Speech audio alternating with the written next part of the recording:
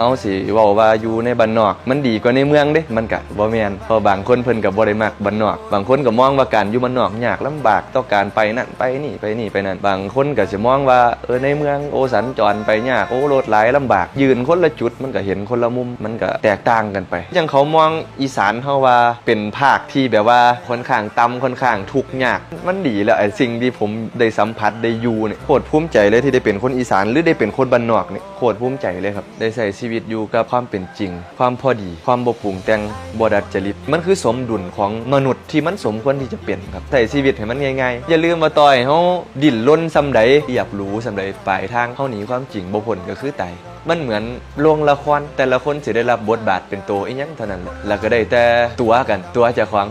กูสูงกว่ามึงนะมึงต่ำกว่ากูนะกูระดับนั่นมึงระดับนี่ต่อให้คุณสิมีแบบใดก็ตามแต่สุดท้ายแล้วทอกันเบิดมื้อนั้นคนเฮาสิทอกันเบิด